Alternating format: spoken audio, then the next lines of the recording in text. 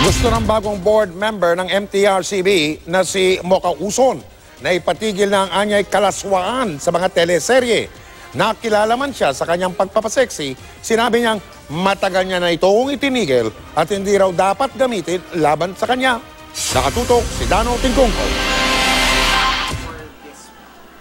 Hindi niya raw hiningi ang posisyon pero pasasalamat pa rin ang paabot ng blogger at sexy star na si Mocha Uson sa pagkakatalaga sa kanya bilang board member ng MTRCB o Movie and Television Review and Classification Board. Ang sabi ko kasi, sige po tatanggapin ko yan basta walang sahod, walang sweldo.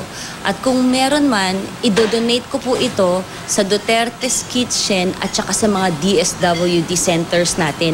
Hindi pa malinaw ang simula ng termino pero base sa appointment papers kay Mocha o Margo Justiniano Uson sa tunay na buhay, magtatagal ang kanyang panunungkulan hanggang September 30, 2017. Makikipagpulong pa raw siya sa pamunuan ng MTRCB para lubos na maunawaan ang saklaw ng kanyang posisyon. Pero isa sa mga plano ni Mocha ang pag-alis sa tinawag niyang soft porn at kalaswaan sa mga teleserye. Nagrereklamo na sobra na daw ang kalaswaan o yung tinatawag na soft porn sa telebisyon, prime time pa nga. Kaya yun po yung gusto kong pag-aralan, pagtuunan ng pansin kung paano matanggal ang soft porn sa telebisyon. Bago maging isa sa mga matibay na taga-suporta ni Pangulong Rodrigo Duterte, una siyang gumawa ng pangalan bilang pinuno ng sexy group na Mocha Girls. Nakilala rin siya sa pamagitan ng kanyang blog tungkol sa sex. Pero giit ni Mocha, matagal na raw niyang iniwan ang pagpapaseksi. Past is past, nagbago na ako. Matagal na yung pagpapaseksi na yun.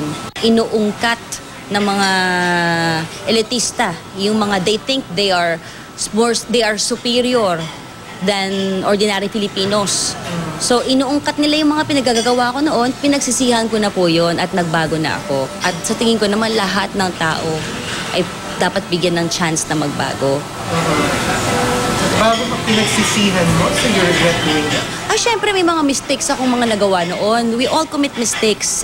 Merong mahigit 4.6 million followers ang kanyang Facebook page kung saan nagpo-post si Mocha ng kanyang mga opinyon at impormasyon tungkol sa Duterte administration at banat naman sa mga kritiko nito.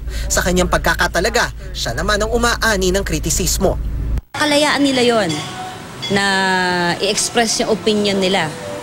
Ngayon, ako naman ay masaya sa opportunity na ito to bring change sa pelikula at mas interesado ako dito sa telebisyon na magkaroon ng pagbabago. Dano Tingkongko, Nakatutok, 24 Oras.